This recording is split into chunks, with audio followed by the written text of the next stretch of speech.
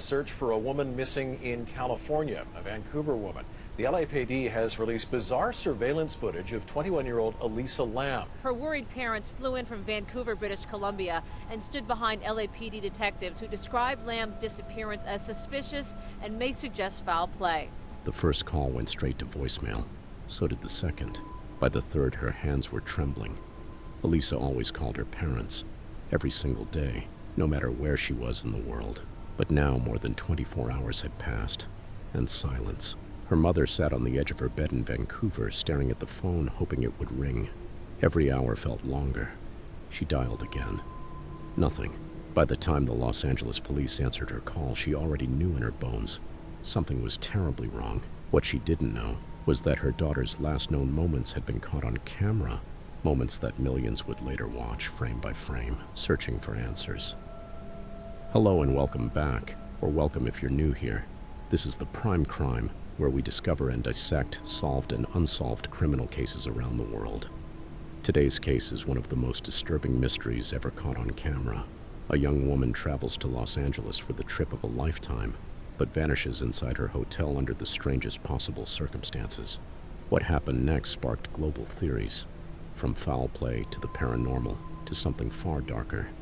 And even after the truth came out, many believed the real mystery had never been solved. But before we begin, we would like to send our condolences to the people affected by the events of today's case.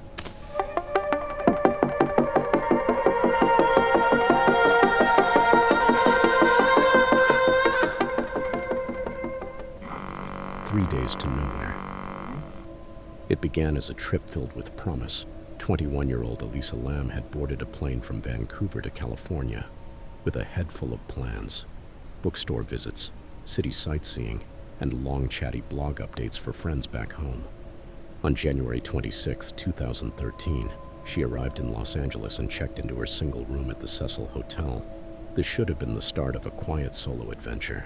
Instead, it was the beginning of 3 days that would confuse investigators, baffle the public, and end in a place no one could have imagined. The California streets buzzed with energy, the kind of noise and chaos Elisa found exciting. For 3 days, she roamed the city. She browsed shelves at the last bookstore, took photos, and met strangers. But there were moments, fleeting, almost invisible, when something seemed off. A hesitation before speaking, an unusual look in her eyes. Small details that meant nothing at the time, but in hindsight, they were the first threads in a much darker story.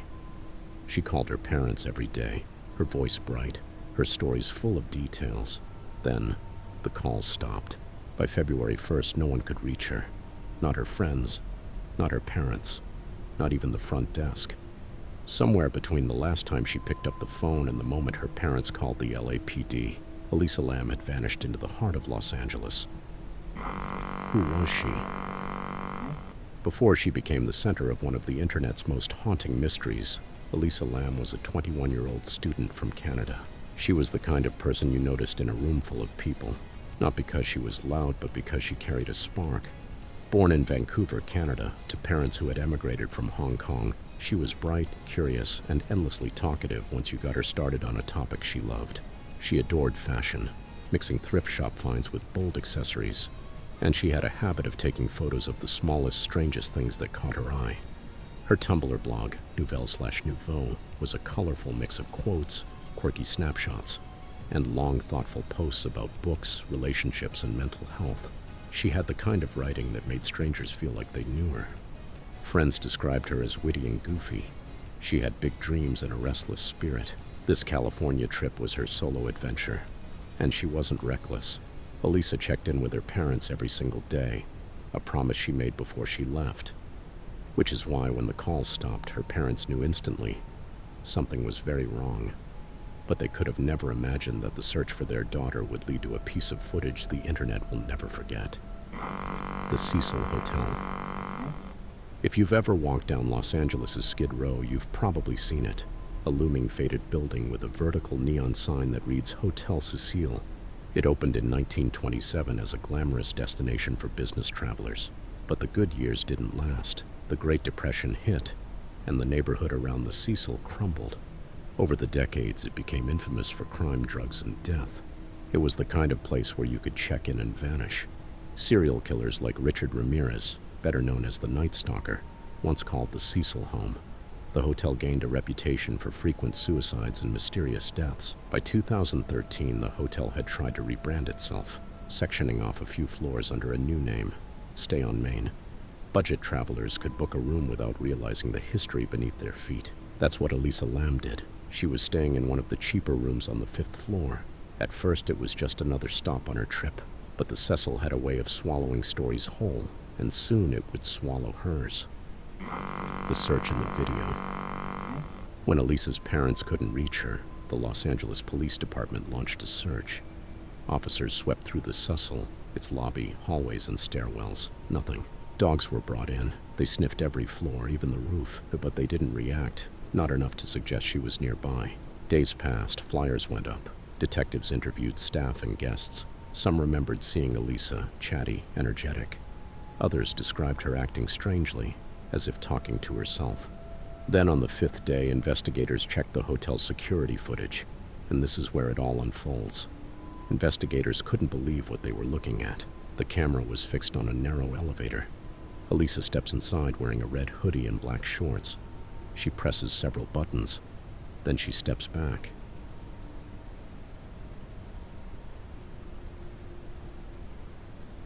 The elevator doors don't close. Elisa peeks out into the hallway. She moves as if she's hiding from someone, darting in and out, pressing herself against the wall. She steps fully out, back in, then out again.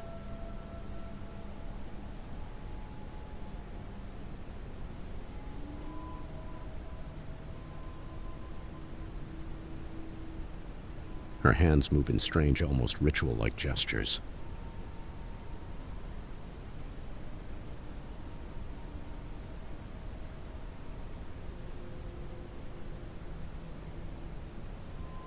The footage ends abruptly. Police released the footage to the public, hoping someone could explain her behavior. Instead, it only deepened the mystery and turned the case viral. The discovery. 2 weeks had passed since Elisa vanished.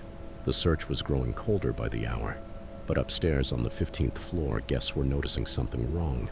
The water from the taps was slow, murky. Some said it tasted strange. Others complained about the color. A maintenance worker was sent to check the rooftop water tanks. It was a routine job until he reached the ladder. The hatch to one tank was open. He climbed up, peered inside, and froze. Floating in the dark water was the body of a young woman. For 2 weeks, the water from that tank had supplied every room in the Cecil Hotel. Guests had been showering in it, brushing their teeth with it, drinking it, unknowingly consuming fragments of Elisa Lam's dead body. The call to police was brief, urgent. They sealed off the roof. The guests were told nothing, only that the building's water supply was shut off. Word spread quickly anyway. And when investigators confirmed it was Elisa Lam, the story that had been strange suddenly became disturbing on an entirely different level. The questions were immediate and chilling. How had she gotten inside a locked, alarmed rooftop door? Why was the hatch, heavy and unwieldy, left open? And most haunting of all, had she climbed in herself, or had someone put her there? Theories. When the autopsy came back, it left almost as many questions as it answered. No signs of physical trauma, no evidence of sexual assault, no drugs in her system, at least none beyond her prescribed medication for bipolar disorder. The official cause of death, accidental drowning. But accidental didn't sit right with anyone who had seen the surveillance footage. The last time Elisa Lam was seen alive was in the hotel's elevator, acting erratically, pressing multiple buttons, stepping in and out as if she were hiding from someone. She waved her hands, peeked down the hall, and then disappeared. Some believe she was in the grip of a mental health crisis, that her bipolar disorder had caused a manic or psychotic episode, and she'd somehow made her way to the roof and climbed into the tank herself. But others pointed out glaring problems with that theory. The rooftop door was locked and alarmed. Hotel staff swore it would have triggered a loud alert at the front desk if opened. The tanks themselves were massive, nearly impossible to climb without a ladder. And even if she had gotten inside, closing the lid from inside would have been extremely difficult. Then there were the darker theories. Some said she'd been chased and her strange elevator behavior was her trying to escape. Others whispered about someone who knew the hotel's blind spots, Who could have moved her to the roof unnoticed? And then there were those who looked to the Cecil's past, its history of suicides, murders, and serial killers who once walked its halls, and claimed the building itself was cursed, that Elisa Lam had simply become its next victim. None of these theories have been proven, and maybe they never will be, because if there is someone who knows what happened on that roof, they've stayed silent for over a decade. Elisa Lam's parents flew home to Vancouver with their beloved daughter in a closed casket. The Cecil Hotel carried on as if nothing had happened, but the guests who stayed at the Cecil Hotel in early 2013 will never forget the taste of that water. For 2 weeks, they had been drinking, cooking, and brushing their teeth with water from a tank that held the decomposing body of Elisa Lam. The official cause was ruled an accidental drowning, but the questions remain. What happened in that elevator? Why did Elisa end up on the roof? And why does the footage feel like it's hiding something we're not meant to see? Some say Elisa's story is over, but buildings like that don't just keep stories, they collect them. If you think the Elisa Lam case was unsettling, the next story dropping on Wednesday will shake you even more. 2 sisters, 1 motorway, and a moment so disturbing it defies explanation. A bizarre story ending in a horrifying murder. You won't believe what happens, and trust me, you'll want to be here when I cover it. Thanks for watching The Prime Crime. If you want more cases that haunt you long after the screen goes dark, subscribe now.